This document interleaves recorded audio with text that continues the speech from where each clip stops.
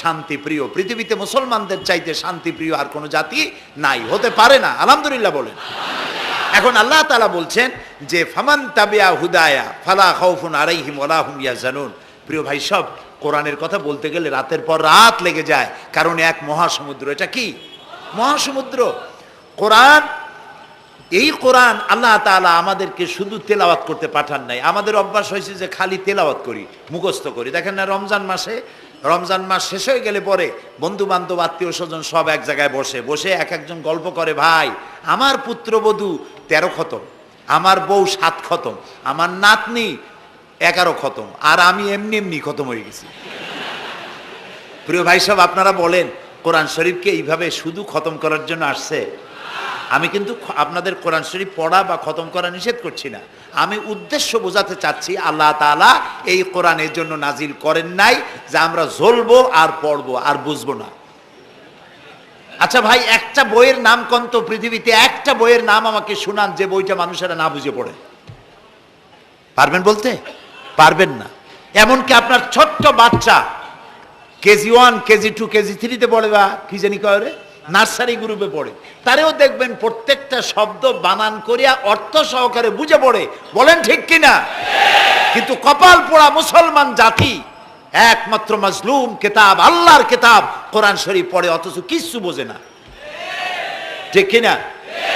আমি যদি এখন জিজ্ঞেস করি যে আপনারা কোরআন বুঝে পড়তে পারেন কয়জন, হাত তোলেন। যদি বলি হাত কি কম বেশি উঠবে না কম উঠবে?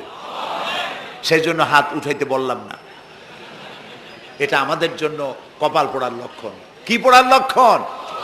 বিশ্বাস করুন ভাই, কোরআন শরীফ তাবিজ লেখার জন্য আসে নাই, কোরআন শরীফ ঝুলে ঝুলে আপনি পড়বেন এই জন্য আসে নাই। কোরআন আসছে তেলাওয়াত করবেন, বুঝবেন, আমল করবেন। হাদিস শরীফে এসেছে কোন সাহাবীর এক একটা সূরা শেষ করতে বছরের পর বছর চলে যেত। কারণ কি?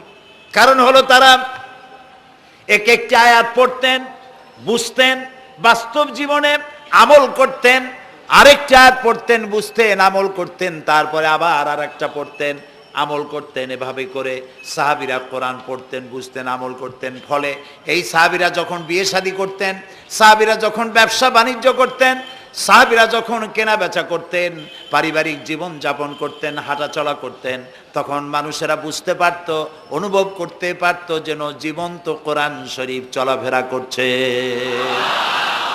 কোরআন যাদের কাছে, তাদের আমলের মধ্যে পরিবর্তন আসতে হবে। তো এরকম একটা বৈপ্লবিক কিতাব যাদের কাছে, তাদের তো আমলের মধ্যে পরিবর্তন আসবে। কি পরিবর্তন আসবে? এরা যদি ব্যবসায়ী হয় ওজনে কম দেবে না। সুবহানাল্লাহ কবেন না? আর এখন আমরা যা করি, সুবহানাল্লাহ থুইয়া খালি নাউজুবিল্লাহ কওয়া দরকার। ঠিক কিনা ভাই? মুসলমানের চাইতে এত ওজনে কম দেওয়ার লোক আর আছে কিনা সন্দেহ। ওজনে দেবে কম, খাদ্যে দেবে ভেজাল, সাক্ষী দেবে তো মিথ্যা সাক্ষী দেবে, ওয়াদা খেলাপ করবে, আমানতের খেয়ানত করবে, এরপরে ধার করবে, টাকা শোধ করবে না। ছেলে দিয়ে বলো আব্বা বাড়ি নেই। এখন সে যাইয়া যে টাকা চাইতে আসছে তারা বলে যে আব্বা বলছেন আব্বা নাকি বাড়ি নেই। বুঝতে পারছেন কথা? এই হলো মুসলমান। নাউজুবিল্লাহ কোন। এই জন্য আল্লাহ তাআলা নবী বলেছেন ওয়ামান আমেলা বিহি উজেরা, যে ব্যক্তি কোরআন পড়বে, আমল করবে, আল্লাহ তাকে পুরস্কার দিবেন। কোথায় কোথায় দেবেন কোন তো? 2 জায়গায় দেবে, ইহকালেও দেবে, পরকালেও দিবে। দুনিয়ার পুরস্কারটা কি? দুনিয়ার পুরস্কারটা হলো যে চিন্তা থাকবে না, আর কোনো ভয়ও থাকবে না। ভয় থাকবে না কিসের? ভয় থাকবে না যেই সমাজে কোরআন মানা হবে, যেই সমাজের আইনের উৎস হবে কোরআন, ওই সমাজের মধ্যে চুরি, ডাকাতি, জেনা, ব্যভিচার, হত্যা, ধর্ষণ থাকবে না। কাজী ভীতিশূন্য, সমৃদ্ধিপূর্ণ, নিরাপত্তাপূর্ণ একটি সুন্দর সমাজ উপহার দেবে এই কোরআন। সুবহানাল্লাহ। সেই কোরআন আমরা তাবিজ বানাইছি, এটারে গোলাইয়া, এই কোরআন শরীফের পাতা লিখিয়া, তারপরে কি জানি কয়, পানির মধ্যে দিয়ে গোলাইয়া এগুলি খাওয়া হয়, মাদুলির মধ্যে ঢুকাইয়া গলার মধ্যে ঝুলানো হয়। দেখেন এই বাংলাদেশে যেসব কোরআন শরীফ ছাপা হয়, এই সব কোরআন শরীফের দুরবস্থা। এটা আছে কিনা আমি জানি না, আলহামদুলিল্লাহ এটা নাই। কোন কোরআন শরীফ যে বাংলাদেশে ছাপা হয়, সেগুলিতে লেখা থাকে সূরায়ে মায়েদার নকশা, সূরা ইউসুফের নকশা, সূরায়ে বনি ইসরাইলের নকশা। এই নকশা লিখা গলায় ঝুলাইলে পেটে ব্যথা ভালো হবে, ওই নকশা ঝুলাইলে মেয়ের বিয়ে হবে তাড়াতাড়ি, এই নকশা ঝুলাইলে যে মেয়েকে পছন্দ করো বিয়ে করতে পারবা তাড়াতাড়ি। নাউজুবিল্লাহ কর। নকশার মধ্যে আছে কি? নকশার ভিতরে আছে 1293, 1711, 513 হাবি জাবি কতগুলো নাম্বার দিয়া তারপরে লাল কালি দিয়ে দাগ দিয়ে দিয়ে ধান্দাবাজি করা। এরপরে ওই ধান্দাবাজি তাবিজের কোনায় কোনায় লেখে ইয়া জিব্রাইলো, ইয়া মিকাইলো, ইয়া ইসরাফিলো, ইয়া আজরাইলো। উপরে লেখে ইয়া বদুহ, নিচে লেখে ইয়া বদুহ। আমি একজন তাবিজ লেখককে জিজ্ঞেস করলাম, ভাই ইয়া আজরাইলু ইয়া মিকাইলু তো বুঝলাম, ইয়া বদুহ কি? কয়ে যে হুজুর আমি নিজেও বুঝি না বদুহ কি। এই হলো তাবিজ। এই তাবিজ লেখার জন্য আল্লাহ তাআলা কোরআন নাজিল করেন নাই। কথা কি বুঝে আসছে? তাবিজের জন্য আসে নাই, তদবিরের জন্য আসে নাই, শুধু পড়ব এজন্য আসে নাই। কোরআন এসেছে বোঝার জন্য, তেলাওয়াতের জন্য, বোঝার জন্য, কোরআন অনুযায়ী জীবন গড়ার জন্য। আল্লাহর নবী তাই বলেন, ওয়ামান আমেলা বিহি উজরা, কোরআন শরীফ যে পড়বে আর আমল করবে দুনিয়ায় শান্তি দেওয়া হবে, আখিরাতেও পুরস্কৃত করা হবে। আখিরাতের পুরস্কারটা কি? নবীজি বলেছেন, মান কারাল কোরআনা ফাস্তাজহারাহু ফাহাল্লা হালালাহু ওয়া হাররামা হারামাহু আদখালাহুল্লাহুল জান্নাহ ওয়া শাফাআহু ফি আশরাতিন মিন আহলি বাইতিহি কুল্লুহুম কাদ ওয়াজাবাত লাহুন নার। সাদাকান নবী সাল্লাল্লাহু আলাইহি ওয়াসাল্লাম। নবী করিম সাল্লাল্লাহু আলাইহি ওয়াসাল্লাম বলেছেন, যে ব্যক্তি কোরআন পড়লো, বুঝলো, আর কোরআনের হালালকে হালাল জেনে চললো, হারাম থেকে বিরত থাকলো, আর কোরআনের আইনকে প্রতিষ্ঠিত করার আন্দোলনে শরীক হলো, সুবহানাল্লাহ গণ, এরকম লোককে আল্লাহ তাআলা কিয়ামতের দিন জান্নাত দান করবেন। সুবহানাল্লাহ। ওয়ামান আমেলা বিহি উজরা ওয়ামান হাকামা বিহি আদালা। এ কোরআন শরীফ দিয়ে যে বিচার করবে, আল্লাহ তাআলা বলছেন সেই করবে কেবলমাত্র জাস্টিস, কিসত, জাস্টিস, ইনসাফ কায়েম করতে পারবে, যে কোরআন দিয়ে বিচার ফয়সালা করবে। আমাদের দেশে এই যে কোর্ট কাছারি আদালত আছে, এই কোর্ট কাছারি আদালতগুলি কোরআন দিয়ে যদি বিচার করতেন সেটা ইনসাফ হতো। যেহেতু ইনসাফ, আল্লাহর চাইতে ইনসাফগার আর কেউ নাই। আছে কি বলেন? নাই। এখানে ধরুন একজন মানুষ যদি একজনের একটা ঠ্যাং ভাঙে ফেলাই দিল, তাহলে বিচার কি হবে? ব্রিটিশ ল যেটা আছে, বাংলাদেশ পেনাল কোড যেটা আছে, এই পেনাল কোডে বলা হবে যে সলিমউদ্দিন ঠ্যাং ভাঙছে বসিরউদ্দিন, যে ভাঙছে তার জন্য শাস্তি এই হবে 6 মাসের জেল, 2000 টাকা জরিমানা করে দিল। এখন আপনি বলেন বিচার মাফে কি দিয়া? ইনসাফের প্রতীক কি? ইনসাফের প্রতীক দাড়িপাল্লা। এই দাড়িপাল্লায় এখন আপনি ওজন দেন ইনসাফ। ঠ্যাং ভাঙছে কার? সলিমউদ্দিন, তার ভাঙ্গা ঠ্যাং এক পাশে থন এক পাল্লায়, আর বসিরউদ্দিন ভাঙছে ঠ্যাং, সেই কারণে তার 2000 টাকা জরিমানা আর 6 মাসের জেল আর এক পাল্লায় রাখেন। এবার দাড়ি ধরে টান দেন, সমান হবে? যদি 50,000 টাকা জরিমানা হয় আর 6 বছরের জেল হয়, তাও কি সমান হবে? হবে না। সমান হবে কি হলে? সমান হবে ওই সলিমউদ্দিন ভাঙ্গা ঠ্যাং এক পাল্লায় দাও, আর যে ভাঙছে তার নাম কি? বসিরউদ্দিন। বসিরউদ্দিন কেউ যদি থাকেন রাগ করবেন না, আমি একটা দৃষ্টান্ত দিচ্ছি। এখন ওই বসিরউদ্দিন ভাঙ্গা, তারও একটা ঠ্যাং ভাঙ্গিয়া যদি এই পাল্লায় রাখেন, এখন যদি টান দেন, তাহলে সমান হবে কিনা বলে? এটা হচ্ছে কোরআন। এই কোরআন বলছে পায়ের বদলে পা, হাতের বদলে হাত, নাকের বদলে নাক, চোখের বদলে চোখ, জানের বদলে জান। সুবহানাল্লাহ। এটা ইনসাফ। এই ইনসাফ হচ্ছে কোরআনের দেওয়া ইনসাফ। সুতরাং আল্লাহ তাআলা নবী বলছেন, ওমান হাকামা বিহি আদালা, যে ব্যক্তি এই কোরআন দিয়ে বিচার ফয়সালা করবে, যে ব্যক্তি, যে পরিবার, যে সমাজ, তারা ইনসাফ কায়েম করতে পারবে। যেহেতু আল্লাহর চাইতে ইনসাফগার পৃথিবীতে আর কেউ নাই, আকাশেও নাই, জমিনেও নাই। রাসূলুল্লাহ বলছেন, ওয়ামান দা ইলাইহি হুদিয়া ইলা সিরাতিল মুস্তাকিম, যে ব্যক্তি কোরআনের দিকে মানুষকে দাওয়াত দেয়, সেই একটি সহজ সরল রাস্তার দিকে দাওয়াত দেয়, যে রাস্তার শুরু পৃথিবী থেকে আর রাস্তার শেষ জান্নাতুল ফেরদাউসে গিয়া। সুবহানাল্লাহ। এটা হচ্ছে সেই কোরআন।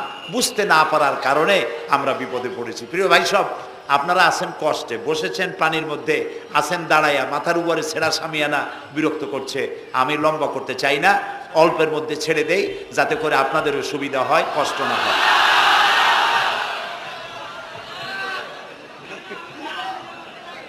আমি না, তবুও আমি খুব লম্বা করব না, অল্পতে আমরা যাতে বুঝতে পারি এরকম একটু কথা আমি বলতে চাই, একটু বলি, এবং সেইটা বলবো, হ্যাঁ সেইটাই বলবো যেটা আপনারা শুনতে চান, সেইটাই বলবো যেটা শুরু করেছিলেন আমাদের রফিকুল ইসলাম খান ভাই, মহানগরীর সেক্রেটারি জনাব রফিকুল ইসলাম খান।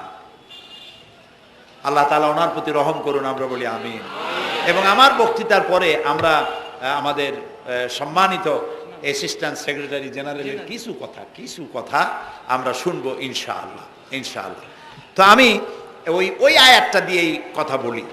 আল্লাহ তাআলা বলছেন, ইয়া আইয়ুহাল্লাযীনা আমানু হাল আদুল্লুকুম আলা তিজারাতিন তুনজিকুম মিন আযাবিন আলীম تؤمنون بالله ورسوله وتجاهدون في سبيل الله بأموالكم وأنفسكم ذلكم خير لكم إن كنتم تعلمون।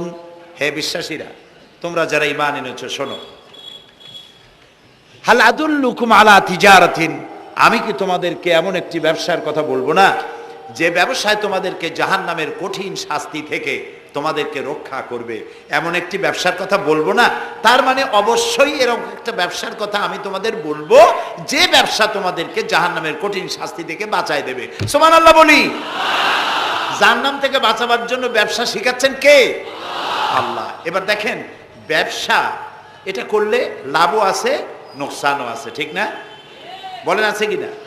লস অ্যান্ড প্রফিট এর মধ্যে থাকবেই। কিন্তু আল্লাহ রাব্বুল আলামিন বলেন, আমার সঙ্গে যে ব্যবসা করবে ওই ব্যবসাটা হচ্ছে তিজারাতান লান তাবুর। আমার সাথে যে ব্যবসাটা করবা এই ব্যবসায় কোনো নোকসান নাই, শুধু লাভ লাভ আর লাভ। কে বলতেছেন? এরকম একটা ব্যবসা করবেন? আমি জানি আমরা লাভের ব্যাপারে খুব আছি, নোকসানে আমরা কেউ নাই। মানুষ লেখাপড়া জানুক আর না জানুক, লাভ যেখানে সেখানে মানুষ ঝাঁপ দেয় তাড়াতাড়ি। ওই যে বলে না যে এই হিসাব না জানলে কি হবে, কম দিলে টের পায়। আমরা লাভ খুব ভালোই বুঝি, এই জন্য এটা কোরআনও নয় হাদিসও নয়, একটি রূপক কথা। এক ব্যবসায়ী নাকি কিয়ামতের দিন হাজির করা হবে, ফেরেশতা তাকে বলবে যে আল্লাহর বান্দা, তোমার পাপ আর পুণ্য, ন্যাক আর বদ এই দুটি সমান সমান হয়ে গেছে, 50-50, এখন কোন জায়গায় যাবা? কবে বেহেশতে যাবা না দোজখে যাবা? ব্যবসায়ী লোকটা কিছু জানে না, সে কয় যে ফেরেশতা ভাই, আমি তো দোজখে চিনি না, বেহেশতেও চিনি না, সারা জীবন ব্যবসা করছি, যে জায়গায় গেলে আমার 2 টাকা লাভ হয় ওইখানে আমার পাঠাবো। তো মানুষ লাভ খুব ভালো বোঝে এবং লাভের দিকে মানুষ ঝোঁকে বেশি।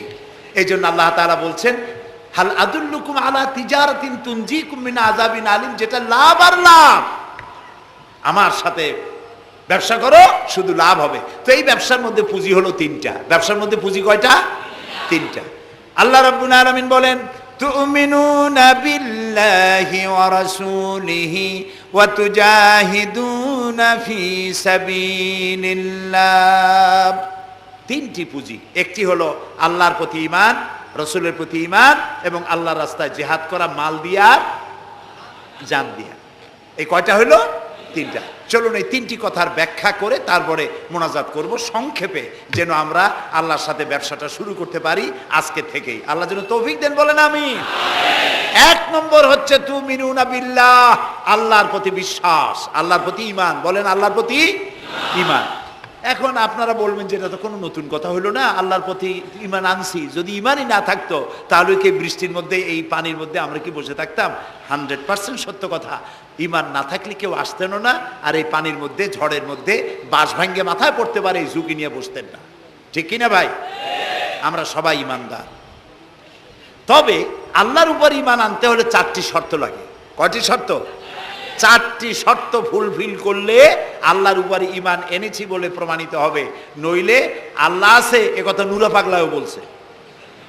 নুরা পাগলার বলা আর আপনার আমার বলা এটা তো এক হওয়ার কথা না, ঠিক কিনা বলে? তা আল্লাহর উপর ঈমান আনতে হলে শর্ত কয়টা? 4টা। এক নম্বরের শর্ত হলো আল্লাহর জাত সম্পর্কে স্বীকার করে নেওয়া, আল্লাহর অস্তিত্ব, আল্লাহ আছেন এটা মেনে নেওয়া। তো আল্লাহ আছেন এ ব্যাপারে আমাদের কোনো দ্বিমত নাই, ঠিক না? এবং কোরআনে কারিমের ছোট্ট একটি সূরায় আল্লাহ তাআলা তার নিজের জাত সম্পর্কে এভাবে বলেছেন, কুল হুয়াল্লাহু আহাদ। আমরা জানি না এই সূরা, পড়েন, কুল হুয়াল্লাহু আহাদ আল্লাহুস সামাদ লাম ইয়ালিদ ওয়া লাম ইউলাদ ওয়া লাম ইয়াকুন লাহু কুফুয়ান আহাদ। আল্লাহ তাআলা বলেন, বলো হে নবী আপনি বলুন, আল্লাহ এক এবং একক, তিনি কারো মুখাপেক্ষী নন, তিনি কাউকে জন্ম দেন নাই, তাকেও কেউ জন্ম দেয় নাই। দুনিয়া এই আকাশে এবং জমিনে তার সমকক্ষ কেউ নাই। তিনি এক, তিনি একক, তিনি ছিলেন, তিনি আছেন এবং তিনি থাকবেন। লাইসা কামিসলিহি শাইউন, তার মতো কেউ নাই। তবে প্রশ্ন ওঠে আল্লাহ আছেন কোথায়? এরকম একটা প্রশ্ন করা যেতে পারে, আল্লাহ কোথায় আছেন? বলতে পারবেন কোথায় আছে? এটি নিয়ে বিভ্রান্তি আছে মানুষের মধ্যে। কেউ বলেন আল্লাহ সদা সর্বত্র বিরাজিত, সব জায়গায় তিনি আছেন। এই কথাটি সত্য নয়। আল্লাহর যদি সব জায়গায় থাকা লাগে তাহলে পৃথিবীর মধ্যে ভালো জায়গাও আছে, খারাপ জায়গাও আছে। আছে না খারাপ জায়গা? আমি সেসব জায়গার নাম নিলাম না, আপনারা বুঝে নেন। তাহলে আল্লাহ সব জায়গায় থাকলে এই কথা যদি সত্য হয় তাহলে এটি অত্যন্ত বেয়াদবিমূলক কথা, এ কথা ঠিক না। আল্লাহ আছেন কোথায়? আল্লাহ নিজেই বলছেন তিনি কোথায় আছেন। কোরআনে কারিমে রব্বুল আলামিন তিনি কোথায় আছেন একথা তিনি নিজেই বলে দিয়েছেন, আর রহমানু আলাল আরশিস তাওয়া। আল্লাহ তাআলা আরশের উপরে আছেন, সুবহানাল্লাহি ওয়া বিহামদিহি। এবং প্রত্যেক রাত্রে তিনি শেষ রাত্রে প্রথম আকাশে আসেন, নবী করিম সাল্লাল্লাহু আলাইহি সাল্লাম বলেছেন। প্রিয় ভাই সব, তো আল্লাহ তাআলা সদা সর্বত্র বিরাজমান যে কথাটা বলা হয় এটা আক্ষরিক অর্থে ওরকম না, এটা ব্যাখ্যা সাপেক্ষে কথা।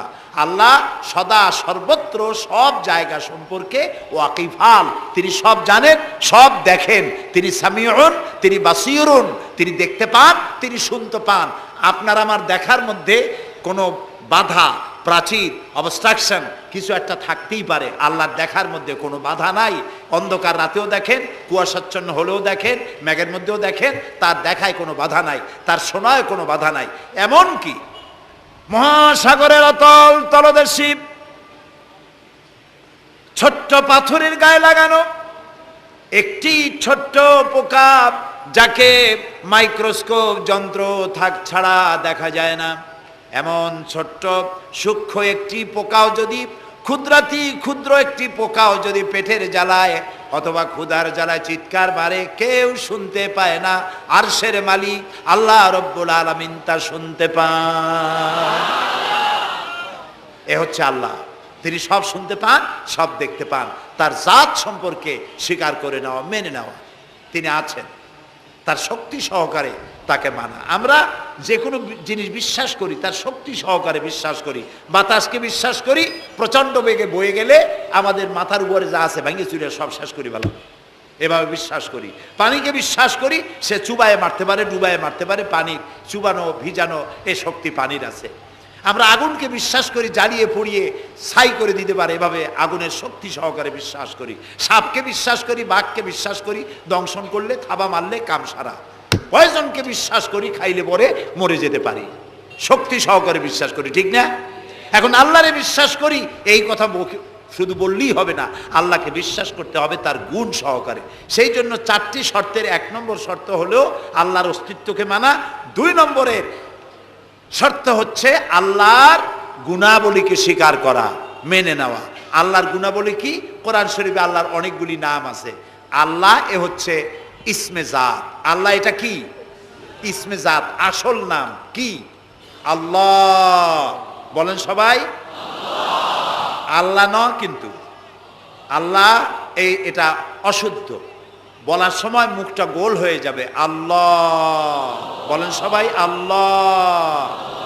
কি মধুর নাম, সুবহানাল্লাহ।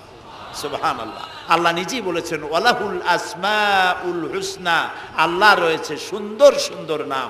99টি নামের কথা কোরআনে কারিমে আল্লাহ তাআলা নিজেই বলেছেন। সুবহানাল্লাহ। এখন ওই নামগুলিকে বলা হয় সিফাতি নাম, অর্থাৎ গুণবাচক নাম। এই গুণ সহকারে তাকে স্বীকার করতে হবে। তিনি রাজ্জাক, খেতে দেওয়ার মালিক কে?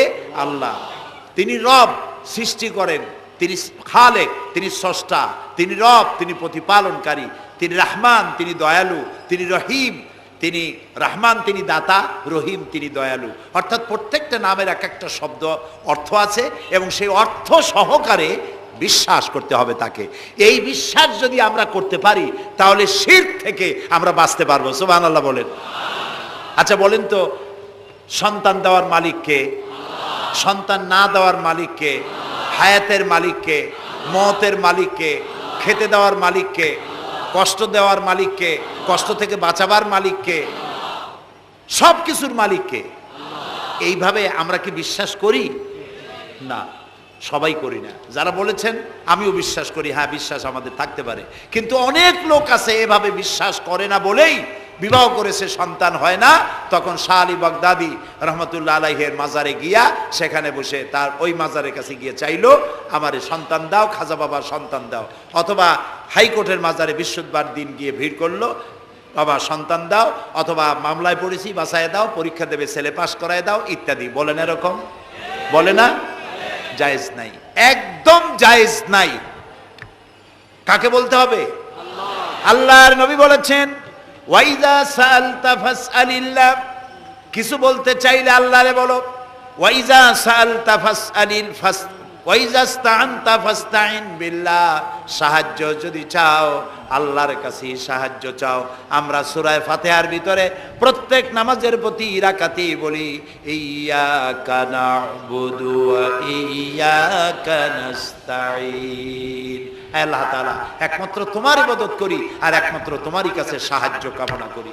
হযরত ইব্রাহিম আলাইহিস সালাম আমাদের জাতির পিতা। একটু আগে আমরা বলছি না সবাই, ইব্রাহিম আলাইহিস সালামকে আগুনে, এটারে এদিক ফিরে দিল কে? ইব্রাহিম আলাইহিস সালামকে আগুনে যখন ফেলে দেওয়া হচ্ছিল তখন হযরত জিবরাইল এসে বলছিলেন আমার কাছে সাহায্য চাও ইব্রাহিম, আমি তোমারে আগুন দিয়ে বাঁচায় দেব। এই যে ইব্রাহিম আলাইহিস সালামের কাছে তাকে সাহায্য দেওয়ার জন্য বলা হলো, এটা কে ঘোরাঘুরি করে? এ মাইকের হর্ন ঘুরান কেন? যেমন ছিল ওই দিকে দিয়ে দেন, আমারে শোনায় তো লাভ নাই। প্রিয় ভাই সব, ইব্রাহিম আলাইহিস সালামকে জিবরাইল বললেন আমার কাছে সাহায্য চাও। ইব্রাহিম আলাইহিস সালাম সাহায্য চাইছিলেন? বলেন চাইছিলেন? হযরত ইব্রাহিম বলেছেন জিবরাইল আমি কেন সাহায্য চাইব তোমার কাছে? আমি তো এমন কোন অন্ধ আল্লাহর ইবাদত করি না যিনি তার নিজের চোখে তার গোলামের দুঃখ দুর্দশা দেখতে পান না। আল্লাহ কি দেখছেন না যে আমি বিপদে পড়ছি? আমি তোমার কাছে কেন সাহায্য চাইবো? আমি আগুনে পড়লে যদি আল্লাহ খুশি হন তাহলে আমি তো এভাবে 1000 বার পড়তে রাজি আছি আমার আল্লাহকে খুশি করার জন্য। এটা হলো আল্লাহর প্রতি বিশ্বাস এবং আল্লাহর কাছে চাওয়া। চাইতে হবে কার কাছে? আমি বিপদে পড়ছি বলবো কারে? আমি অশান্তিতে আছি বলবো কারে? আমার অভাব আছে বলবো কারে? সর্বাবস্থায় আল্লাহকে বলতে হবে। দেখুন আমাদের জাতির পিতা ইব্রাহিম আলাইহিস সালামের কথা এ কোরআন শরীফে আল্লাহ তাআলা বলে দিয়েছেন। তিনি কি বলেছেন? হযরত ইব্রাহিম বলেছেন আল্লাযী হুয়া ইউতঈমুনি ওয়া ইয়াসকিন, আমি যখন ক্ষুধার্ত হই আল্লাহ আমারে খাওয়ান, আমি যখন তৃষ্ণার্ত হই আল্লাহ আমারে পান করান। ওয়া ইযা মারিতু ফাহুয়া ইয়াশফিন, আমি যখন অসুস্থ হই আল্লাহ আমারে রোগ মুক্ত করেন। সুবহানাল্লাহ। আইয়ুব আলাইহিস সালাম 18 বছর রোগ ভোগ করলেন, কষ্ট পাইলেন, তিনি সাহায্য কার কাছে চাইছিলেন? ইউনূস আলাইহিস সালামের মতো বিপদে এই পৃথিবীর কোন মানুষ এত বড় বিপদে পড়ে নাই। মাছে তারে গিলে ফেলল, পানির অতল তলদেশে মাছ চলে গেল, মাছের পেটে দরজা নাই, জানালা নাই, ভেন্টিলেটর নাই, মাথা গলাইয়া কোন রকম বাইর হবে এমন কোনো পথ নাই, বাঁচার কোনো উপায় নাই। হযরত ইউনূস আলাইহিস সালাম যখন মাছের পেটের ভিতরে বিরাট বিপদে পড়ে গেলেন, হযরত ইউনূস আলাইহিস সালাম সাহায্য কার কাছে চেয়েছিলেন বলুন? তিনি পড়লেন। আল্লাহ তাআলা তার ঘটনা কোরআন শরীফের মধ্যে এভাবে বর্ণনা করেছেন, ওয়াজান্নুন ইয যাহাবা মুগাদিবান ফাযান্না আন লান নাকদিরা আলাইহি ফানাদা ফিয যুলুমাতি আন লা ইলাহা ইল্লা আনতা সুবহানাকা ইন্নী কুনতু মিনাজ জালিমিন। আল্লাহ শোনাচ্ছেন, ও পৃথিবীর মানুষেরা শোনো, ইউনূসকে যখন মাছে গিলে ফেললো, সে তখন ত্রিবিধ ফানাদা ফি যুলুমাত জমায় কাসির, ত্রিবিধ অন্ধকারের ভেতর থেকে তিনি চিৎকার মারলেন। রাতের অন্ধকার, মাছের পেটের অন্ধকার, পানির অন্ধকার, এই ত্রিবিধ অন্ধকারের মধ্য থেকে ইউনূস আলাইহিস সালাম চিৎকার মারলেন, লা ইলাহা ইল্লা আনতা, আয় আল্লাহ তুমি ছাড়া কোনো ইলাহা নাই, সুবহানাকা, আমি তোমার প্রশংসা করছি। আয় আল্লাহ তাআলা, আমি আমার নফসের উপরে জুলম করেছি, আমার উপরে আমি জুলম করেছি। আল্লাহ তাআলা এই চিৎকার শুনেছিলেন, শুনেছেন? হযরত ইউনূস আলাইহিস সালাম মাছের পেটের ভিতরে বসে যেই চিৎকার মেরেছিলেন কেউ শুনতে পায় নাই, পানির ভিতরে কেউ শোনে নাই, জমিনে কেউ শোনে নাই, অন্তরিক্ষেও কেউ শুনতে পায় নাই। আল্লাহ রাব্বুল আলামিন বলেন, আমি আরশের মালিক, ইউনূসের চিৎকার আমি শুনেছি, শুধু শুনি নাই, জবাবও দিয়ে দিয়েছি। ফাস্তাজাবনা লাহু ওয়া নাজ্জাইনাহু মিনাল গাম্মি ওয়া কাযালিকা নুনজিল মুমিনিন। আমি ইউনূসের ডাকের সাড়া দিয়া দিলাম, বিপদ থেকে বাঁচাই দিলাম। মাছের পেটের ভিতরে যন্ত্রণা শুরু হয়ে গেল, মাছ দেখলো বমি না করলে আর বাঁচবো না, এমন অবস্থা মাছের হয়ে গেল। মাছ পেটের ব্যথার জ্বালায় বেসে উঠলো, কেনারায় চলে গেল। ইউনূস আলাইহিস সালামকে বমি করে ফেলে দিল, মাছও বাঁচলো, ইউনূস আলাইহিস সালামও বাঁচলেন।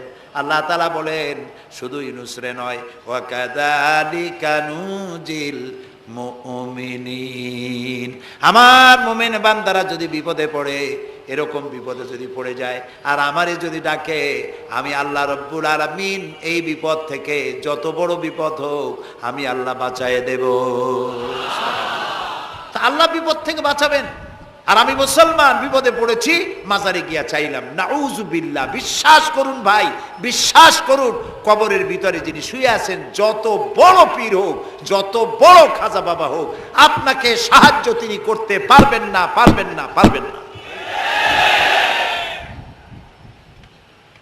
একটু কমন সেন্সের কাছে অ্যাপিল করি, সাধারণ বিবেকের কাছে আপনাদের, যারা এই যে দেখুন হযরত শাহজালাল রহমতুল্লাহ আলাইহি সিলেটে শুয়ে আছেন, বলুন তো তার মাতৃভাষা কি?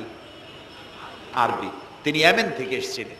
বাগেরহাটে শুয়ে আছেন হযরতে খান জাহান আলী রহমতুল্লাহ আলাইহি, তার মাতৃভাষা ছিল আরবি। হযরতে খাজা মঈনুদ্দিন চিশতি রহমতুল্লাহ আলাইহি শুয়ে আছেন আজমিরে, তার মাতৃভাষা আরবি। আমরা বাংলাদেশ থেকে, এই দেশ থেকে কোনো লোক গেল সিলেটে, গেল বাগেরহাটে অথবা বাগদাদে চলে গেল, এইসব বড় বড় আল্লাহর ওলিদের মাজারে গিয়ে বাংলা ভাষায় বলল, বাবা আমি তো বিপদে পড়ে আসছি, নির্বাচনে দাঁড়াইছি, আমি যেন জিততে পারি। অথবা দেখেন না, মাজার দিয়ে শুরু করে সবাই। অথবা যায় বলল যে আমার বিয়ে করেছি 15 বছর, বাচ্চা হয় না, আমার একটা বাচ্চা। অথবা মামলায় পড়েছি, আমার একটু জিতায় দাও। ব্যবসা করি, এত টাকা লস দিতে দিতে শেষ হয়ে গেছি। বাবা আপনি বললেন কোন ভাষায়? শাহজালাল খুব বুঝলেন, বড় পীর সাহেব খুব বুঝছেন। তাহলে আপনার 1 নম্বর ফায়ার মিস হয়ে গেল, মিস ফায়ার। আচ্ছা, 2 নম্বর কথা হলো, যার কাছে আপনি চাইলেন তিনি ওখানে ঘুমন্ত আছেন না চেতনা আছেন, এ ব্যাপারে আপনার কোনো গ্যারান্টি আছে, নিশ্চয়তা আছে? আপনি যখন দোয়া করতেছিলেন তখন উনি চেতনা না ঘুমে? যদি ঘুমায় থাকেন তাহলে 2 নম্বর মিস ফায়ার। আপনি যা চিল্লাইলেন উনি কিছুই শুনল না। 3 নম্বরে, কবরে যে শাহজালাল রহমতুল্লাহ আলাইহি অথবা মঈনুদ্দিন চিশতি রহমতুল্লাহ আলাইহি, আল্লাহর ওলিরা, যত বড় বড় ওলি আল্লাহ আছেন, যার কাছে আপনি বিশ্বাস করেন ওলি হিসেবে, উনি যে কবরে আছেন তার নিশ্চয়তা কোথায়? কবরে তো নাও থাকতে পারেন, কারণ আল্লাহ তাআলার 2টা জায়গা আছে করা। বিদেহী আত্মা, এই দেহ থেকে আত্মা যখন সরে যায়, আল্লাহ যখন নিয়ে যান, দেহটার তো কোনো দাম নাই, এটা হচ্ছে নশ্বর, আত্মা হচ্ছে অবিনশ্বর। এ দেহটা মাটির সাথে পচে যাবে, গলে যাবে, কোরআন শরীফে বহুবার বলা হয়েছে। তো আল্লাহ তাআলার দুইটা মেহমানখানা আছে, একটা হলো সিজ্জিন আর একটা নাম বলেন ইল্লিন, দুইটা মেহমানখানা। যেমন এই পৃথিবীতেও মেহমানখানা দুই রকম হয়, সরকারের দুই রকম মেহমানখানা। চোর, ডাকাত, খুনি, বদমাস এগুলি যদি গ্রেফতার হয় তাহলে ওরা খাবে কি? ওদের তো শ্বশুর বাড়ি দিয়ে অথবা বাপের বাড়ি দিয়ে ভাত খাবার দেওয়া হবে না, গভর্নমেন্টের মেহমান হয়ে গেছে। কাজী এদের জন্য মেহমানখানা গভর্নমেন্টের একটা আছে, সরকারি মেহমানখানা। ওইটা কোনটা কোন তো? ও, তাও আপনারা চেনেন। আর একটা মেহমানখানা হচ্ছে ভিআইপিদের জন্য, যারা ভেরি ইম্পর্টেন্ট পার্সন অথবা ভেরি ভেরি ইম্পর্টেন্ট পার্সন যারা, তাদের জন্য, অর্থাৎ প্রেসিডেন্ট, প্রধানমন্ত্রী, মন্ত্রী, এমপি, সচিব, ওনারা যখন বাংলাদেশের কোনো জায়গায় বেড়াতে যান তখন সরকারি মেহমানখানা ওনাদের জন্য থাকে। ওইটার নাম কি? সার্কিট হাউস, ডাক বাংলা ইত্যাদি, রেস্ট হাউস, এগুলি তার জন্য থাকে। তো পৃথিবীর মানুষের জন্য শ্রেণীভেদে যদি এ ধরনের মেহমানখানা থাকে, তো যারা নাকি দুনিয়া থেকে মারা যাবে ওদের জন্য আল্লাহর মেহমানখানা থাকতে নাই? আছে। এবং সেটা আগেই বলেছি, যারা জাহান্নামে যাবে ওদেরকে রাখা হবে সিজ্জিন নামক একটা মেহমানখানা আছে, ওখানে তারা থাকবে। আর যাদেরকে আল্লাহ জান্নাতে নিবেন, তো বিচারের আগে তো জান্নাতে নেবেন না, তাদেরকে ইল্লিন নামক সার্কিট হাউস জাতীয়, এই জাতীয় একটা ভালো জায়গায় আল্লাহ তাআলা তাদের রাখবেন। তাহলে আপনি যে কবরের কাছে যায় চাইলেন, হয় ঘুমায় আছে, আপনার ভাষা বুঝলো না, আর কবরে থাকলেও ঘুমে আছে নাকি তাও আপনি জানেন না, আর কবরে নাই এটাও হতে পারে যে আল্লাহ তাআলা অন্য কোথাও তাকে নিয়ে রেখেছেন। কাজেই তিনটা জিনিসই, আপনার পথের ভাড়া নষ্ট, পরিশ্রম নষ্ট, আর তিনটা ফায়ার করছিলেন, তিনটা ফায়ার মিস হয়ে গেল। তাহলে হবে এমন সত্তার কাছে, কোনো পীর নয়, বুজুর্গ নয়, খাজা বাবা নয়, চাইতে হবে এমন সত্তার কাছে যিনি কখনো ঘুমান না, যিনি বাংলাও বোঝেন, ইংরেজিও বোঝেন, আরবিও বোঝে, উর্দুও বোঝে, সকল ভাষা যিনি সৃষ্টি করেছেন। সেরকম কেউ কি আছেন? আছেন? কি নাম তা? এক আঙ্গুল আকাশের দিকে উঁচু করে বলেন, নাম কি? আরো জোরে বলেন, আবারও বলেন, সুবহানাল্লাহ, আলহামদুলিল্লাহ বলেন। এই জন্য নবী করিম সাল্লাল্লাহু আলাইহি ওয়াসাল্লাম বলছেন, ওয়াইজা সাআলতা ফাসআলিল্লাহ, কিছু বলতে হলে আল্লাহরে বলো। ওয়াইজা ইসতাআনতা, সুয়াল করলে আল্লাহরে বলো। ওয়াইজা ইসতাআনতা ফাসতাইন বিল্লাহ, আর যদি সাহায্যের প্রয়োজন হয় কোনো ব্যাপারে, যে কোনো ব্যাপারে সাহায্যের প্রয়োজন, আল্লাহর কাছে চাও।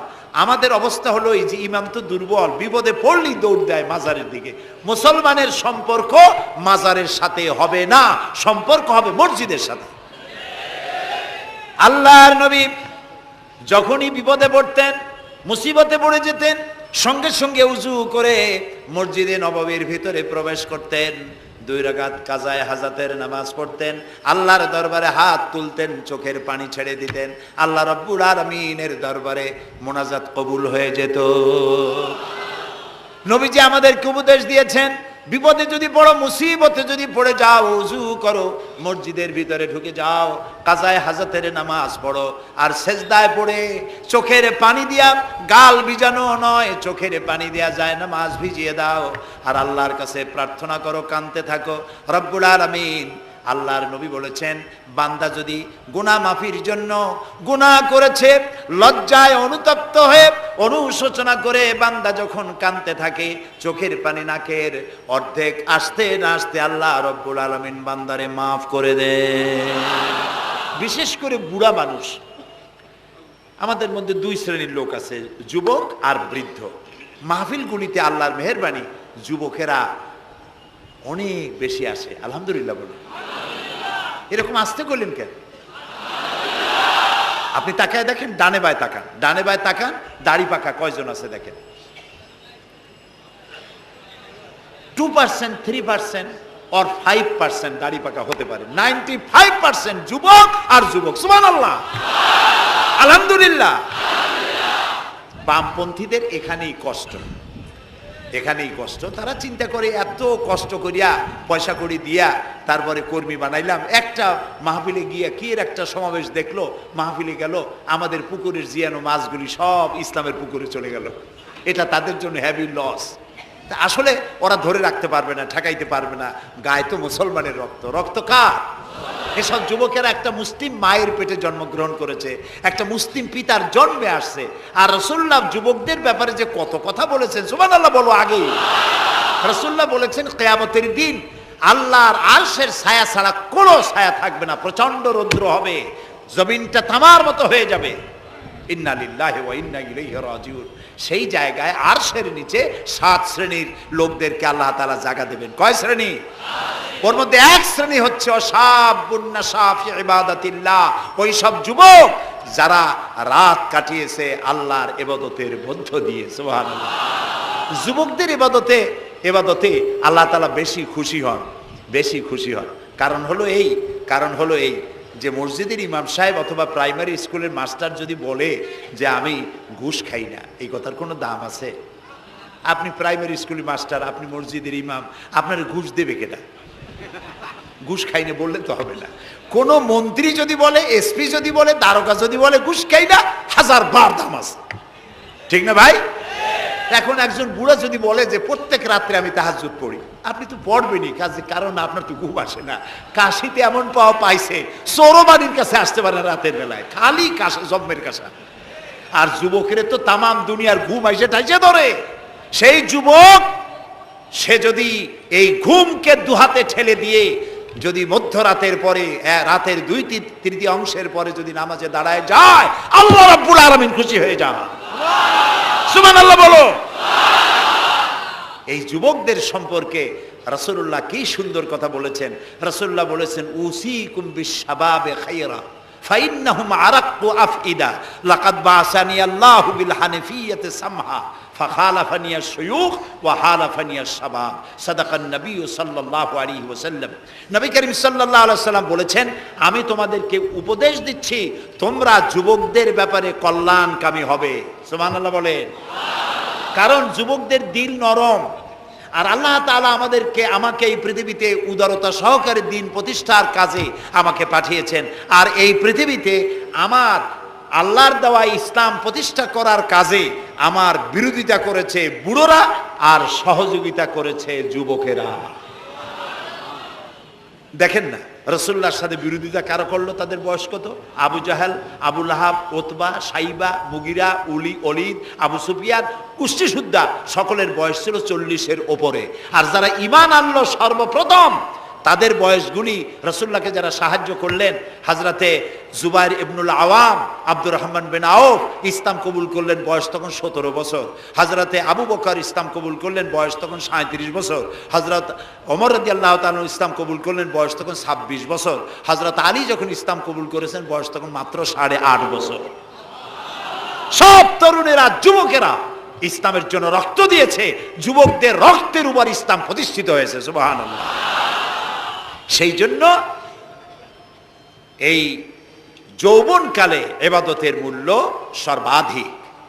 আর বুড়োরাও যখন আল্লাহর দরবারে হাত তোলে, যারা বুড়ো আছেন, আমার বয়সে যারা এসে গেছেন বা আমার থেকে যাদের বয়স বেশি, আপনারা অসন্তুষ্ট হচ্ছেন না তো যে যুবকদের এত কইলাম আর আমরা কিছু পাইলাম না, এরকম বলবেন নাকি? এক বুড়ি এসে রাসূলুল্লাহকে বলছিলেন যে, হে রাসূল, আমার জন্য দোয়া করেন, আমি যেন জান্নাতে যাইতে পারি। রাসূলুল্লাহ বলছেন, বুড়ি তো জান্নাতে যাবে না, বুড়ি জান্নাতে যাবে না, বুড়ি তো কান্দে শেষ। রাসূলুল্লাহ বলতেছেন জান্নাতে যাবে না, রাসূলুল্লাহ বলছেন বুড়ি কান্দো না, তুমি যখন জান্নাতে যাবা একেবারে যুবতী হয়ে যাবা, তখন তুমি বুড়ি থাকবা না। সুবহানাল্লাহ। সুতরাং বুড়ো মানুষের মন খারাপ করার কারণ নাই, ওই যৌবন কালটা আমরা সবাই পার করে এসেছি। সুবহানাল্লাহ। সেটা যদি ভালো কাজে করে থাকি আল্লাহর কাছে পুরস্কার পাবো, আর যদি অন্যায় করে থাকি সেজন্য আল্লাহর কাছে বিনীতভাবে ক্ষমা চাই। আল্লাহ আমাদের মাফ করুন, বলি আমিন, সবাই বলি আমিন। যুবক ভাইয়েরা, আর বৃদ্ধদেরকে এখন আরেকটি কথা বলতে চাই, সেটা হলো বুড়োরা যদি আল্লাহর কাছে যখন হাত তোলে, আল্লাহ তাআলা বলেছেন, হে রাসূল, ইসলামের মধ্যে থেকে যে চুল দাড়ি পাকাইছে, ইসলামের মধ্যে থেকে দাড়ি চুল পাকায় ফেলেছে, এই অবস্থায় আমার কাছে যদি হাত তোলে আর কাঁদতে থাকে, এই বুড়োটারে আমি খালি হাতে ফেরত দিতে আমার শরম করে। আমি কেমনে বুড়োটারে খালি হাতে ফিরাই? একবার হযরত ওমর রাদিয়াল্লাহু তাআলা আনহু নবী করিম সাল্লাল্লাহু আলাইহি ওয়াসাল্লামের ঘরে প্রবেশ করে দেখছেন তিনি কাঁদছেন। হযরত ওমর জিজ্ঞেস করলেন, ইয়া রাসূলুল্লাহ, আপনি কাঁদছেন কেন?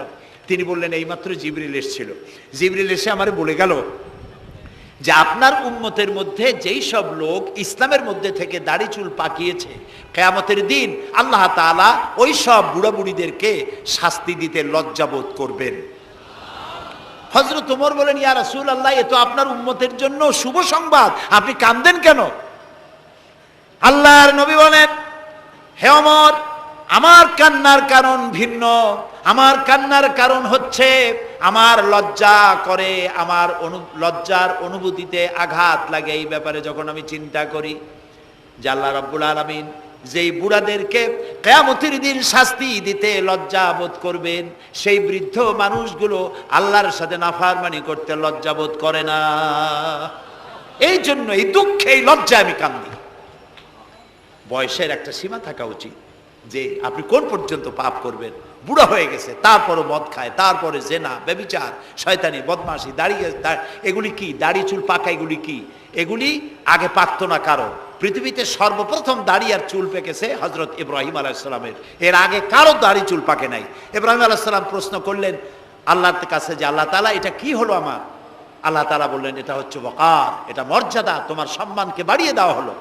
তো দাড়ি চুল পাকলে সম্মান বাড়ে। এই দাড়ি চুল পাকলো, এগুলি সিগন্যাল, সংকেত।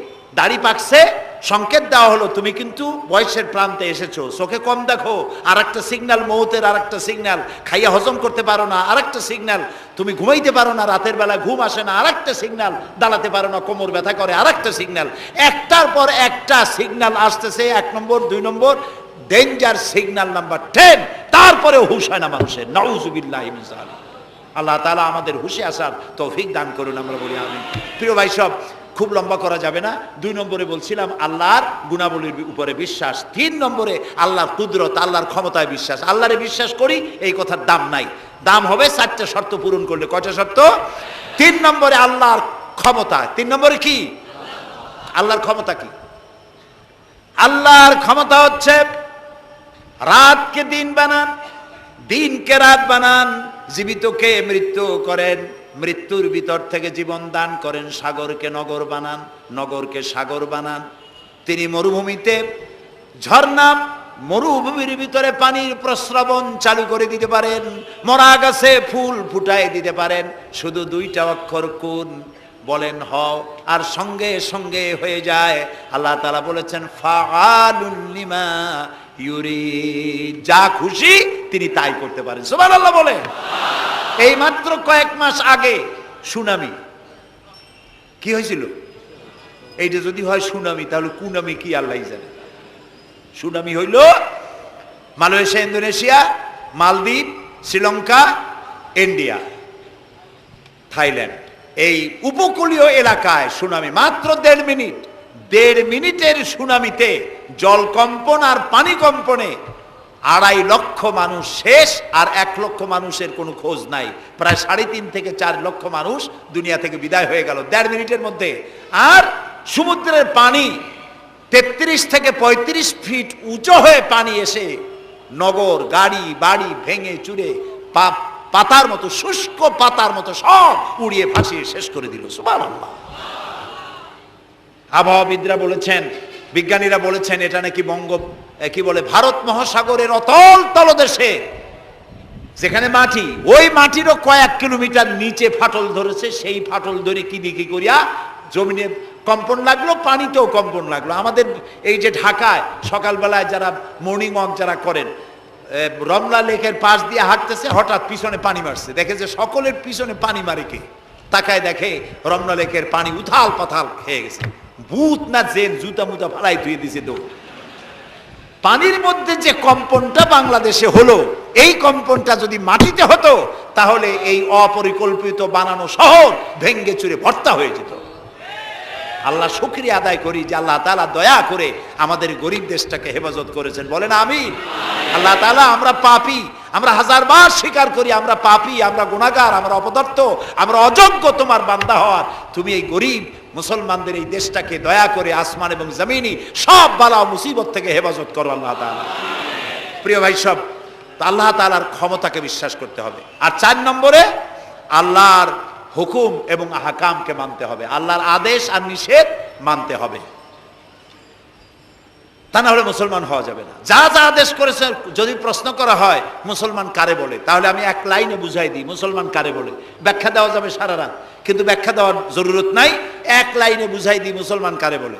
মুসলমান সেই ব্যক্তি এই কোরআনের মধ্যে আল্লাহ যা যা আদেশ করেছেন সব মানে, আর যা যা নিষেধ করেছেন তার থেকে বিরত থাকে। রাসূলুল্লাহ যা যা আদেশ করেছেন তা মানে, যা যা নিষেধ করেছেন তার থেকে বিরত থাকে। যে ব্যক্তি এটা করে তার নাম মুসলমান। বুঝে আসছে? তার নাম কি? মুসলমান। এই যে কি বলে, আমেরিকায় গত জুমার দিন এক মহিলা ইমামতি করলো মসজিদে, একজন কইল সুবহানাল্লাহ। এটা সুবহানাল্লাহ কওয়ার কথা? নাউজুবিল্লাহ বলে। কোন জায়গায় কি দোয়া পড়া লাগবে তাও একটু জানিয়ে শুনিয়া তারপরে সেগুলি বলা দরকার। প্রিয় ভাই সব, মহিলারা ইমামতি করতে পারে না, জায়েজ নাই, বিধান নাই।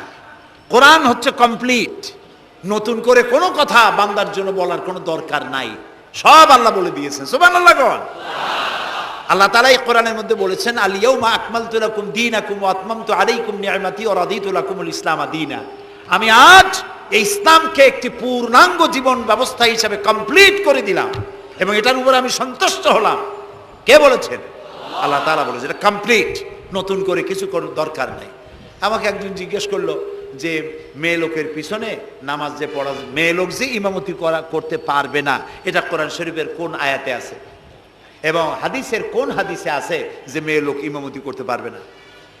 তা আমি বললাম যে আগে আমার এই কথার জবাব দেন, আপনারটা জবাব পরে দিই। আমার কথার জবাব আগে দেন।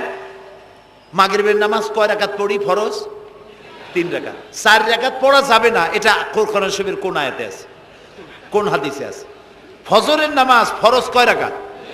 3 রাকাত পড়া যাবে না, অথবা 4 রাকাতও পড়া যাবে না, এটা কোন হাদিসে আছে, কোন আয়াতে আছে? কয় যে কোনো জায়গায় নেই। তা আমি বললাম ওটাও কোনো জায়গায় নেই। রাসূলুল্লাহ ইবাদতের যে নমুনা দেখিয়েছেন, যেভাবে করেছেন, তিনি 2 রাকাত ফজরের নামাজ 2 রাকাত পড়েছেন, আল্লাহ বলে দিয়েছেন ওইটাই ফরজ, ওর 1 রাকাত বেশি পড়া যাবে না। 3 রাকাত মাগরিব, 1 রাকাত বাড়ানো যাবে না। জোহর সব দিন জোহর পড়ি 4 রাকাত ফরজ, আর জোহরের ওই নামাজটি জুমার দিনে কয় রাকাত পড়ি? 2 রাকাত ফরজ পড়ি। এই কনসেশন কে করলো? না, আল্লাহ করেননি। এই কনসেশন করেছেন মুহাম্মদ রাসূলুল্লাহ সাল্লাল্লাহু আলাইহি ওয়াসাল্লাম। ইবাদত রাসূলুল্লাহ যদি 2 রাকাত পড়েন, 2 রাকাত পড়াই ফরজ। যদি ইবাদতের যে সব নমুনা তিনি দেখাইছেন তার থেকে ইবাদতের নতুন কোন নমুনা দেখাবার কোনো সুযোগ নাই। মহিলাদের আল্লাহ পাক এই পৃথিবীতে একজন মেয়ে লোককে নবী বানান নাই, বানিয়েছেন?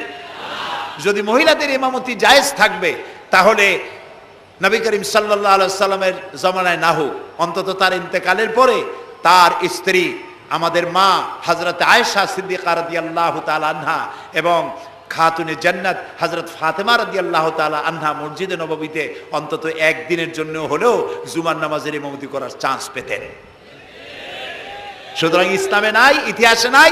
এগুলি হচ্ছে ইসলামের বিরুদ্ধে পরিচালিত যত ষড়যন্ত্র বর্তমান যুগে শুরু হয়েছে, এটাও তার আরেকটি ষড়যন্ত্র ইসলামের বিরুদ্ধে। প্রিয় ভাই সব, এই জন্য আমাদের মনে রাখতে হবে নতুন কোনো কথা আমরা মানি না। কোরআন এবং হাদিসের মধ্যে আল্লাহ তাআলা সব কমপ্লিট করে দিয়েছে, সুবহানাল্লাহ ওয়া বিহামদি। এই জন্য আল্লাহর হুকুম এবং আহকামকে মানা, এই 4টি কাজ, এই 4টি শর্ত যদি পরিপূর্ণ করতে পারি, তাহলে আমরা পুরোপুরি মুসলমান। মিথ্যা কথা বলা যাবে না, ওজনে কম দেওয়া যাবে না, খাদ্যে ভেজাল দেওয়া যাবে না, মদ জুয়ার কাছে যাওয়া যাবে না, জেনা ব্যভিচারের কাছে যাওয়া যাবে না। সকল ব্যাপারে আমাদেরকে ঐক্যবদ্ধ থাকতে হবে ইসলামের উপরে। আমরা বলি আলহামদুলিল্লাহ। প্রিয় ভাই সব, আজকে আমাদেরকে, আমি আর লম্বা করতে চাই না, অন্তত এতটুকুন যেন আল্লাহ আমাদেরকে আমল করার তৌফিক দেন। আমরা বলি আমিন, সবাই বলি আমিন। এজন্য চাই আমাদের দেশে আমরা যেন এই দেশটিকে, পৃথিবীর প্রত্যেকটি মুসলিম দেশের আশেপাশে আরো অনেক মুসলিম দেশ আছে, আর আমাদের ভৌগোলিক অবস্থানটা এমন যে আমাদের আশেপাশে অনেক বড় বন্ধুরা এত বড় আমাদেরকে মহব্বত করেন, কাটা তার দিয়ে বেড়া দিতেছে। তারা আমাদেরকে সাংঘাতিক ভালোবাসে, আমাদের সাথে কোলাকুলি করে, কিন্তু মাঝখানে একটা বড় মাদার গাছ আছে। কথা বুঝতে পেরেছেন? এই জমিনে বাস করতে হলে সম্মান নিয়ে, ইজ্জত নিয়ে, স্বাধীনতা নিয়ে যদি বাঁচতে হয়, তাহলে এখানে একটি আদর্শিক বাঁধের প্রয়োজন। ওরা কাঁটাতারের বেড়া দিয়েছে, আমরা আদর্শের বেড়া দেব। সেই আদর্শের নাম হলো ইসলাম, কেবলমাত্র ইসলাম, একমাত্র ইসলাম। এবং এই আদর্শ সকলের জন্য, কারণ ইসলাম তো আমার একার না। ইসলাম কি আমার একার? আপনাদের একার? ইসলাম কার?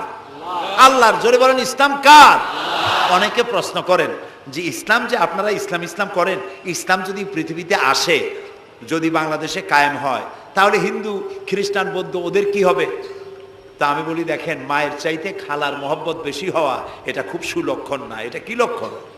এটা একটা কুলক্ষণ। হিন্দু কার? জবাব দেন, হিন্দু কার? খ্রিস্টান কার? বৌদ্ধ কার? ইহুদি কার? আমরা কার? আর এই কোরআনটা আল্লাহ তাআলা। কই যে তা ঠিক, কিন্তু কোরআন তো 1400 বছরের পুরানা। এই পুরানা জিনিস দিয়া এই বিজ্ঞানের যুগে এটা চলবে কেমনে? কেমনে আমরা একসাথে থাকবো? বলি, ভাই, সূর্যটা কতদিনের পুরাতন কন্ত দেখি? কয় তা তো কোটি কোটি বছরের পুরানা। তো কোটি কোটি বছরের পুরানা সূর্য আগের মতো তাপ দেয় না ঠান্ডা ঠান্ডা ভিজে ভিজে লাগে? কয় যে না, তাপ দেয় তো ঠিক মতো। তো তাপ যদি ঠিক মতো দেয়, সেই তাপ কি শুধু মুসলমানে পায় না হিন্দুরাও পায়? ডাবের পানি যখন আমরা খাই, মুসলমানের মুখে মিষ্টি লাগে, আর হিন্দুরা যখন ডাব খায় তিতের চোটে গাল কানের কাছে যায় না? সবাই সমানভাবে পায়, বলেন? তাহলে কোটি কোটি বছরের পুরানা সূর্য জাতি, ধর্ম, দল, মত নির্বিশেষে বিশ্বব্যাপী যদি তার কল্যাণময়িতা, যদি তার কল্যাণ করতে পারে, তাপ দিতে পারে, আলো দিতে পারে সমভাবে, তাহলে মাত্র 1500 বছর আগের সূর্যের তুলনায় একেবারেই টাটকা কোরআন শরীফ। মাত্র 1500 বছর আগে এই কোরআন শরীফ দিয়ে যদি আইন তৈরি হয়, তাহলে হিন্দুর কোনো অসুবিধা হওয়ার কথা? খ্রিস্টানের, মেয়ে লোকের, পুরুষের, কারো কোনো অসুবিধা হবে? হতে পারি না, যেহেতু এই কথাগুলি কার? আল্লাহ তাআলার কথা। দেখুন, কোরআন যদি মানা হয়, যেখানে মানবেন সেখানে শান্তি, যেখানে মানবেন না সেখানে অশান্তি। আল্লাহ তাআলা এই কোরআন বোঝার তৌফিক আমাদেরকে দান করুন। আমরা বলি আমিন। কোরআন এইভাবে এই সামান্য সময় বোঝানো সম্ভব না। সেই জন্য আমি আপনাদেরকে উপদেশ দেওয়ার মতো আমি এরকম ধৃষ্টতা দেখাবো না। আমি পরামর্শ দিতে চাই আপনাদেরকে, যে সেটা হচ্ছে কোরআন বোঝার জন্য তাফসীর পড়বেন। কি পড়বেন কন্ত? যেই তাফসীরটা পড়লে পরে ইসলাম বুঝবেন, নিজেকে বুঝবেন, নিজের দায়িত্বের অনুভূতি বুঝবেন, সেই তাফসীরটার নাম তাফহিমুল কোরআন। বলেন তো নামটা কি? আর একবার বলেন। 19 খণ্ডে সমাপ্ত। এটি নামটা যদিও আরবি, এটি বাংলায় অনুবাদ করা হয়েছে। বাংলা আমার মায়ের ভাষা, আলহামদুলিল্লাহ কোন। বাংলা ভাষার জন্য আমরা গর্বিত, আলহামদুলিল্লাহ কোন। আর ভাষার স্রষ্টা পৃথিবীর কোনো মানুষ নয়, ভাষার স্রষ্টা কে? আল্লাহ চুজ করেছেন আমাদেরকে বাংলা ভাষার জন্য, তাই আমরা বাংলা ভাষী। আর বাংলা আমার প্রিয় ভাষা, আমার মায়ের ভাষায়, আমার বাপের ভাষায়, এই বাংলা ভাষায় কোরআন শরীফে অনেক তাফসিরের বাংলা হয়ে গেছে, আলহামদুলিল্লাহ। এবং হাদিস, এমন কোন হাদিস নাই যার বাংলা হয় নাই। এমন কোন ইসলামী সাহিত্য যা মুসলমানদের জন্য প্রয়োজন, তার সবগুলি বাংলা ভাষায় ছাপা হয়ে গেছে, আলহামদুলিল্লাহ। কিন্তু আমাদের একটু কপাল খারাপ, এখানে বিমল মিত্রের কড়ি দিয়ে কিনলাম এত বড় বই, এগুলো পড়তে মাথায় যন্ত্রণা হয় না। শরতের রচনা বলি, রবীন্দ্রের রচনা বলি, বঙ্কিমের রচনা বলি, পড়তে মাথায় যন্ত্রণা হয় না। বড় বড় নাম করা নাট্যকারদের লেখা এই সেই হাবিজাবি কত বইপত্র, সব পড়তে পারে, কিন্তু কোরআন শরীফের একটা তর্জমা, একটা আয়াত, 2টা আয়াত পড়ার মতো ধৈর্য আমাদের নাই। প্রিয় ভাই সব, যারা পড়ে না তারা পৃথিবী গড়তে পারে না, যারা পড়ে তারাই গড়ে। আপনি চিন্তা করে দেখেছেন, গত 100 বছরের ভিতরে এই মুসলমানেরা পৃথিবীকে কিছু উপহার দিতে পেরেছে আবিষ্কার করে। আপনার পকেটে যে মোবাইল, আমার পকেটে যে মোবাইল, এটা আমাদের আবিষ্কার করা না? কম্পিউটার আমাদের আবিষ্কার করা না? কিন্তু যখন আমরা পড়তাম তখন আমরা আবিষ্কারও করতাম। এক সময় ঘড়িটা আমরা আবিষ্কার করেছি। আপনার আমার হাতে যে ঘড়ি, এই ঘড়ি আবিষ্কার করেছে মুসলমানেরা। কম্পাস আবিষ্কার করেছে মুসলমান। অ্যালজাবরা, ম্যাথামেটিক্স, জিওমেট্রি আবিষ্কার করেছে মুসলমানেরা। এই সার্জারি, শল্য চিকিৎসা আবিষ্কার করেছে মুসলমানেরা। অনেক বন্দুক, কামান আবিষ্কার করেছে মুসলমানেরা। যারা যখন তারা পড়তো তখন তারা দেশ গড়ত, পৃথিবী তাদের পায়ের উপরে চুমা খাইতো। এখন লেখাপড়া নাই, অন্যের বানানোটা সেইটা গ্রহণ করি। যদি পড়তাম তাহলে নিজেকেও করতে পারতাম, পৃথিবীকেও কিছু দিতে পারতাম। এই জন্য কোরআন শরীফের মধ্যে আল্লাহ তাআলা প্রথম রসুলের কাছে যে আয়াত নাজিল করেছেন সেটা নামাজ না, রোজা না, হজ না, জাকাত না, প্রথম যে কথা বলেছেন সেটা ছিল ইকরা বিস্মি রাব্বিকাল্লাযী খালাক। পড়ো পড়ো, রিড অ্যান্ড রিড। তুমি তোমার প্রভুর নামে, তোমার আল্লাহর নামে পড়ো। আল্লাহ প্রথম কি বলেছেন? পড়ো। সেই পড়ার কাছে আমরা নাই। আমরা কি ওয়াদা করতে পারবো যে এখন থেকে আমরা পড়বো? পারবো ওয়াদা করতে? এই পৃথিবীকে যদি কিছু দিতে চাই, আমার নিজের পরিবার যদি গড়তে চাই, সমাজ এবং রাষ্ট্র বিনির্মাণে যদি কোনো অবদান রাখতে চাই, পড়ার কোনো বিকল্প নাই। আসুন আমরা সবাই মিলে পড়ি, ইসলামের বইপত্র পড়ি, সাহিত্যের কোনো অভাব নাই। ইসলামী সাহিত্যের বিশাল ভান্ডার খুলে দেওয়া হয়েছে বাংলাদেশে। আলহামদুলিল্লাহ কর, জোরে আলহামদুলিল্লাহ কর। তাফহিমুল কোরআন কোথায় আছে খুঁজে বের করতে হবে। মাত্র 1000 টাকা হাদিয়া, মাত্র 1000 টাকা। পানের দোকানেও এখন তাদের পুঁজি অনেক বেশি। আলহামদুলিল্লাহ, আমার দেশের মানুষের ইনকাম বাড়ছে। আলহামদুলিল্লাহ কর। এইরকম আলহামদুলিল্লাহ কোন আসতে পয়সা বাড়লো আপনাদের? কোন আলহামদুলিল্লাহ।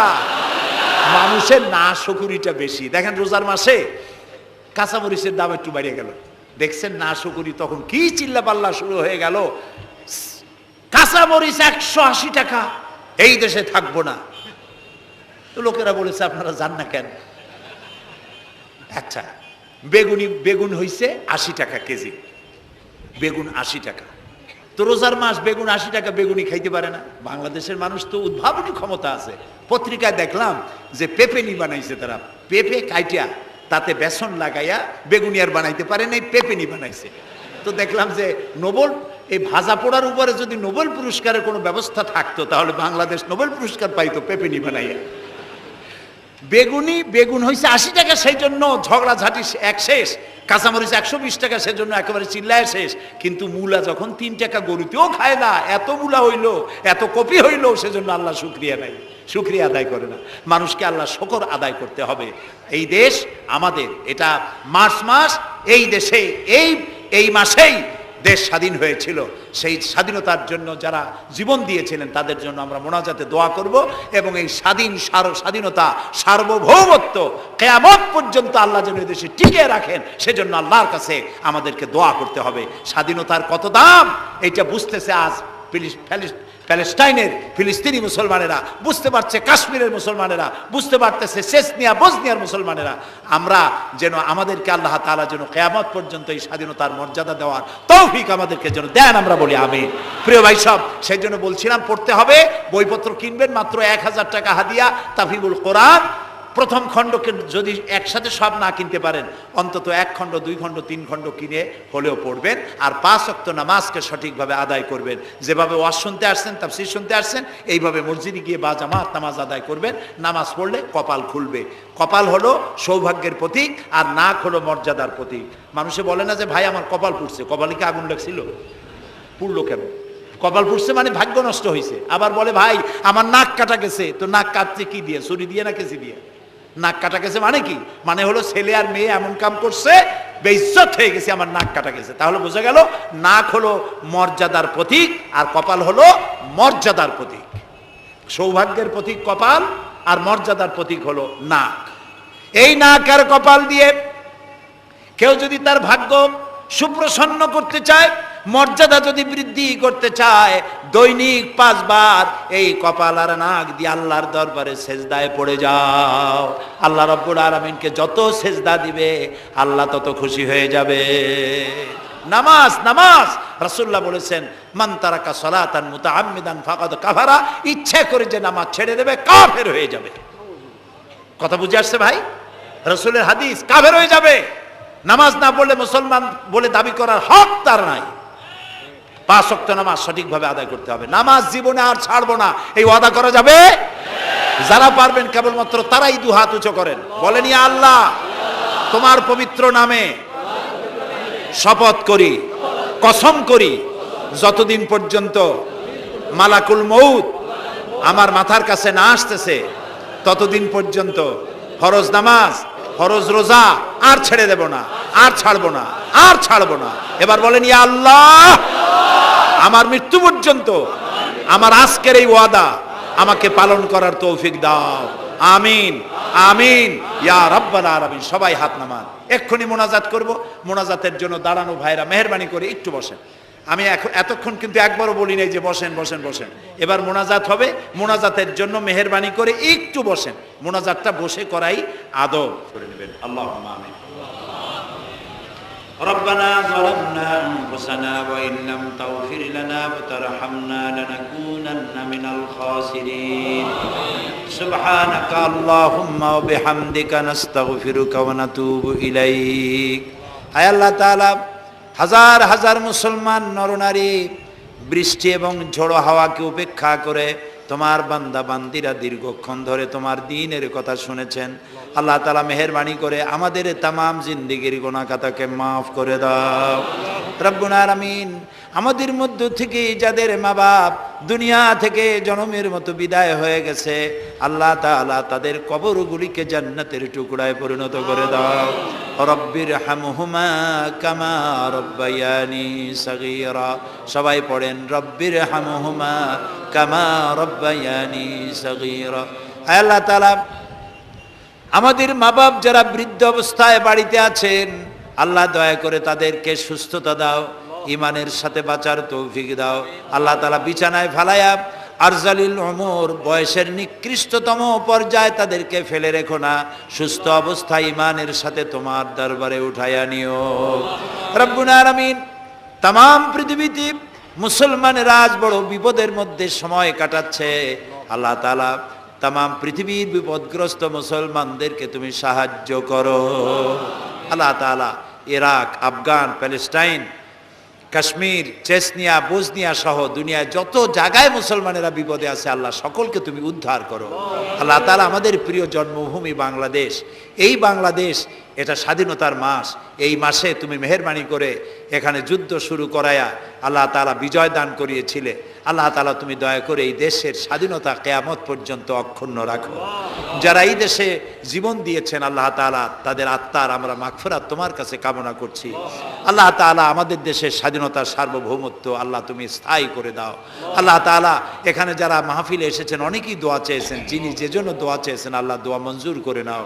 আল্লাহ এই মাসে, এই মাসগুলিতে এখানে এই বাংলাদেশে ঝড় হয়, টর্নেডো হয়, জলোচ্ছ্বাস হয়। আল্লাহ তাআলা গরিব দেশ, তুমি দয়া করে আমাদের গুনার দিকে না তাকায়া আল্লাহ তাআলা তুমি তোমার হাবিবের সদকায় আমাদের দেশে বালা মুসিবত থেকে, বিপদ থেকে আমাদের দেশটাকে তুমি হেফাজত করো।